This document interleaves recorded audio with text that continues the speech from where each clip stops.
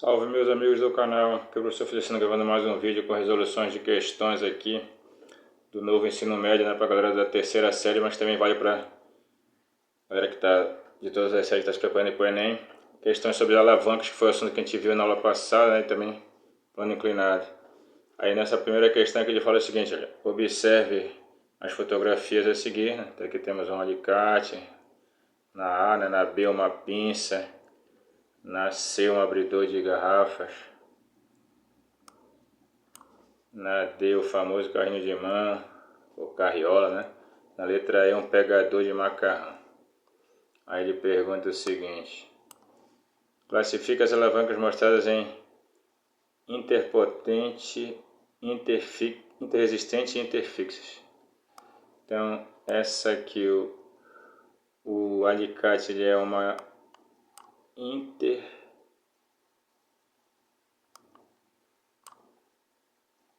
né? Porque o ponto fixo dele fica no meio aqui, ó. Faz a aplicação da força potente nessa extremidade, a força resistente nessa outra extremidade, e bem aqui no meio está o ponto de apoio. Então ela é uma interfixa. Já a pinça, a gente vai ter que fazer a força no meio, então ela é uma... Vamos classificá-la como sendo uma interpotente, né? Porque a gente vai ter que fazer a força no meio aqui, beleza?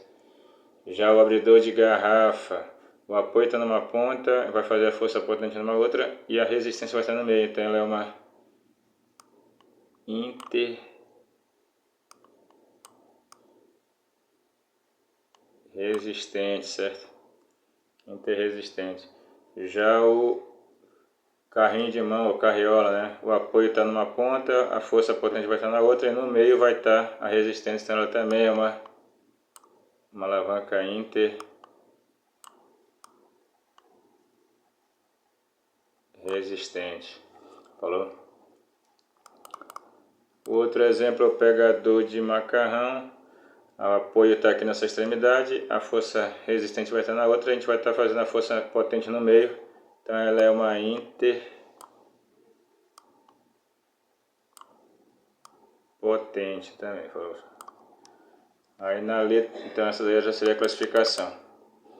Aí em quais das alavancas a força potente é maior que a força resistente? De resistência, gente. É nas que são em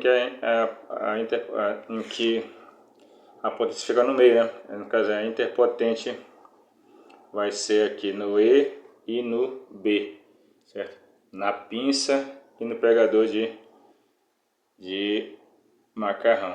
Essas duas aí, nessas duas a força potente é maior que a resistência, certo? Então seria a letra B e E, a resposta da letra B da questão aqui. Falou? Na segunda questão ele fala aqui, né? A nós mostrada na imagem necessita de uma força de 200 N para ser quebrada. Qual a intensidade da força que a pessoa deve aplicar na extremidade do quebrador de nós? Então fica bem aqui no meio a força potente, né, que vai ser a força que vai ser feita para quebrar nós. E bem aqui a gente vai ver qual é a força que vai ser aplicada. Olha, ele diz que bem aqui é 4 centímetros, né, da onde está a força resistente para o ponto de apoio, e aonde vai ser aplicada a força potente tem 4 centímetros mais 10, então 14. Então a força que vai ser aplicada vezes a distância passando de 14 centímetros para metro, que é 0,14, é igual a força resistente, que é 200 newtons, que tem que ser feita na nós, vezes a distância que essa força está sendo de tá para o ponto de apoio, ou seja, 4 centímetros, que é 0,04 metros. Aí, multiplicando 200 por 0,04 dá 8. E esse 0,14 que está multiplicando passa dividindo, então a gente descobre que a força vai ser 8 dividido por 0,14, que dá aproximadamente 51,7 newtons, certo, pessoal? Então a força que vai ser aplicada aqui é de 51,7 newtons, e tu faz uma força menor e acaba conseguindo uma força quebrar nós aqui, que seria preciso 200 newtons de força se tu fosse quebrar ela com a própria mão, no caso, beleza? Considere as afirmações a seguir sobre o plano inclinado. Em seguida, escreva as falsas em seu caderno, né, justificando. Primeira, a força necessária para erguer um corpo a uma mesma altura é menor em um plano inclinado do que em um deslocamento vertical. A distância percorrida utilizando o plano inclinado também é menor. Então, essa afirmação ela é verdadeira, falou pessoal. A gente viu isso lá quando a gente falou sobre o plano inclinado, que a gente viu quando a gente falou do plano inclinado que a força para se deslocar é menor, né?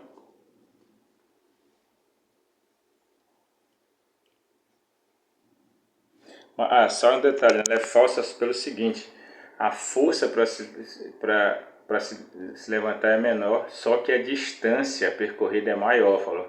Essa afirmação, na verdade, ela é falsa, tá beleza?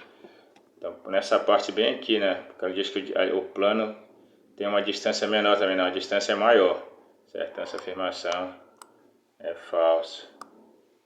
Falou. Afirmação falsa. Segunda afirmação, o parafuso não pode ser classificado como um exemplo de aplicação de plano inclinado. Isso aí é falso também, né? Que a gente viu que o parafuso ele é um plano inclinado pelo formato das ranhuras que tem nele. Né? Então, falso isso aqui também. Terceira, o macaco de um automóvel é um tipo de plano inclinado, pois utiliza um parafuso cujo movimento rotativo faz com que esse dispositivo levante o carro ao custo de um deslocamento menor na vertical. Isso também é verdade, falou, isso aqui é verdade, porque se tem parafuso é plano inclinado, então, verdadeiro. Uma ladeira de uma estrada é um plano inclinado, pois permite um deslocamento vertical com menor esforço. Também é verdadeiro, falou. Beleza? Em uma gangorra com comprimento total de 4 metros, uma pessoa com massa de 60 kg senta-se a uma distância de 1,2 metros em relação ao ponto de apoio central. Em qual posição a pessoa de 80 kg deve se sentar para que a gangorra fique em equilíbrio? Ou seja, se ela está em equilíbrio, o peso da pessoa de 60 kg, que equivale a 600 N, vezes a distância que ela está, que é 1,2, tem que ser igual ao peso da pessoa de 80 kg, que equivale a 800 N, vezes a distância que ele vai estar, que é X. 60 vezes 1,2, 600 vezes 1,2 dá 720. E o 800 que está multiplicando passa dividindo. Então a gente descobre que X é 720 dividido por 800, que dá exatamente 0,9 metros. Então a pessoa que tem maior massa vai ter que se sentar mais perto, a 0,9 metros, enquanto a outra dá 1,2. Certo? 90 centímetros, na verdade, né? De essa pessoa mais pesada, e a outra vai estar a 1,20 m, beleza? Essa aí seria a resposta da quarta questão. E agora, pessoal, a gente já vai ver o assunto final, né, para a nossa prova final do quarto bimestre. Já vai estar aqui na página 91, a gente vai dar uma adiantada aqui no livro, até chegar na página 91, onde tem a última parte do assunto que a gente vai estar falando, que vai cair na nossa prova final.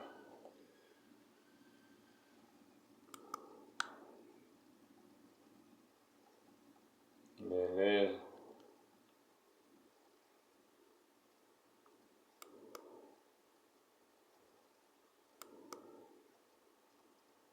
E cá está ele, que é o movimento do corpo, falando sobre o momento de uma força, certo?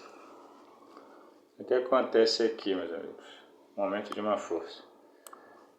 Para golpear uma bola de vôlei, certo? Realizando o movimento da imagem, né, que mostra aqui a pessoa dando uma cortada, né, acima, seria necessário aplicar força sobre ela. Para isso, os sistemas do corpo humano, muscular, esquelético, articular e nervoso, trabalham em imensa atividade formando um sistema de alavanca, certo?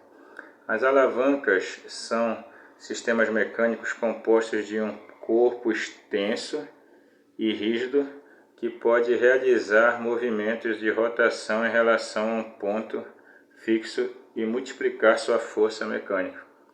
Assim, por meio do movimento de rotação dos braços, a atleta aplica força sobre a bola, alterando seu estado de movimento, certo? Então, a gente já viu anteriormente que quando se aplica a força num corpo, né, altera o estado de movimento dele. Em academias é comum a prática de exercícios destinados a fortalecimento dos músculos que constituem, de dois músculos que constituem o braço, o bíceps e o tríceps. Para isso, os exercícios são realizados mantendo o braço móvel e movimentando o antebraço. Mantendo o braço imóvel e movimentando o antebraço, formando um sistema de alavancas. Utilizando um tipo de aparelho que tenha o objetivo de exercitar os bíceps, uma pessoa deve aplicar força para cima, mantendo o cotovelo imóvel. Assim, observa-se a rotação do antebraço para cima por meio de contração do bíceps, cujo eixo de rotação corresponde ao cotovelo. Esse tipo de exercício forma-se um sistema de alavanca interpotente, em que a força potente é concentrada entre o ponto de aplicação da força resistente e o ponto fixo, que é o cotovelo. Como mostra a figura aqui, ó. Quando o cara está levantando aqui, né? A força potente vai estar aqui no meio, né? E a força resistente vai ser a força do aparelho que ele está puxando, beleza? A força resistente vai ser aplicada pelo bíceps aqui no meio do braço, certo? Entretanto, quando o mesmo aparelho é utilizado para exercitar o tríceps, observa-se que o movimento do antebraço é inverso, isto é, ele executa o movimento de rotação para baixo.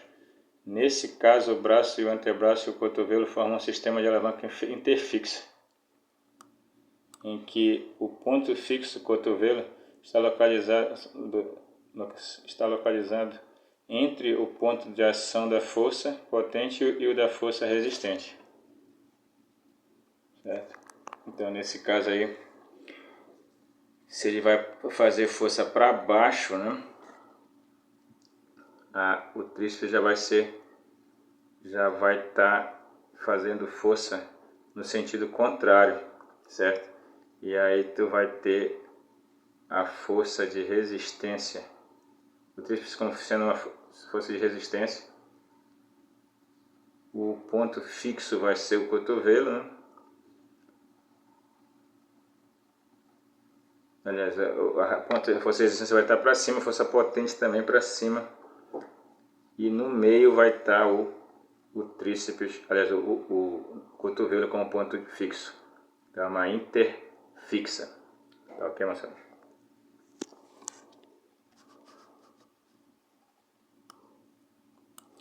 Alguns exercícios são praticados para fortalecimento do músculo da panturrilha, um importante músculo esforçado quando caminhamos, corremos ou subimos algum degrau. O exercício consiste em manter os dedos do pé fixos no chão e elevar o calcanhar, executando o movimento de rotação do pé.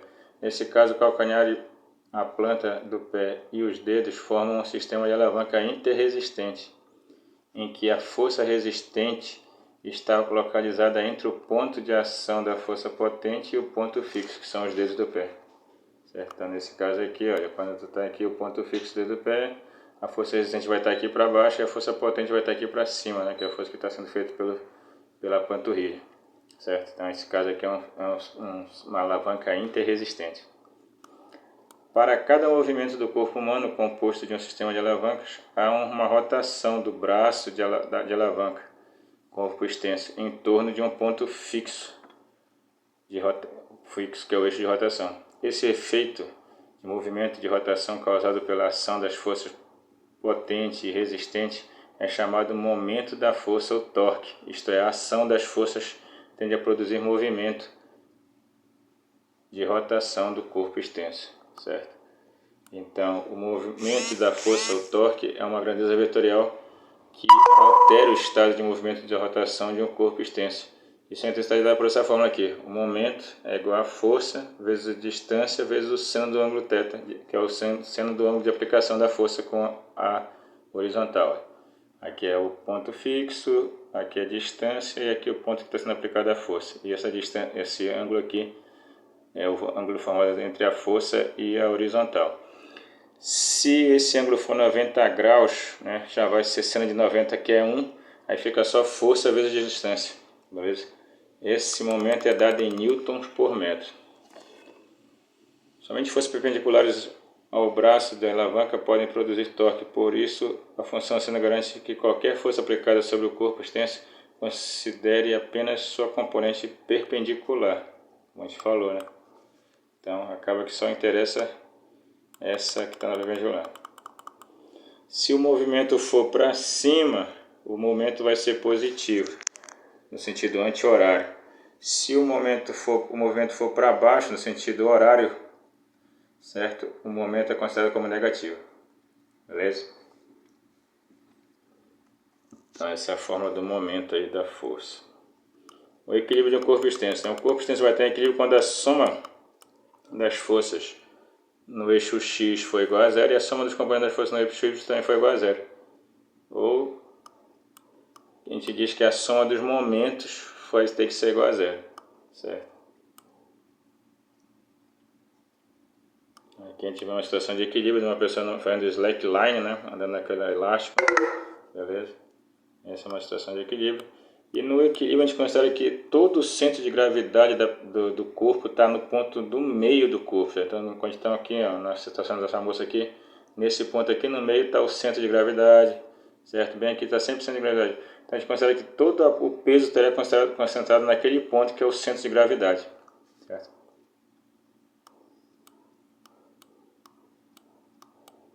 Quando a linha da gravidade e o centro estão na mesma situação, o corpo está em equilíbrio. Se a linha de gravidade e o centro de gravidade estiverem em pontos diferentes, aí o corpo está desequilibrado, beleza? A gente vai ver na próxima aula só umas atividades que vão nos ajudar a nos preparar para a nossa prova final. Atividades que estão na página 96, a gente vai resolver elas na próxima aula. Falou, moçada, a gente vai parando por aqui. Fiquem com Deus. Só Jesus, Senhor. A gente se vê na próxima. Um abraço, moçada. Valeu.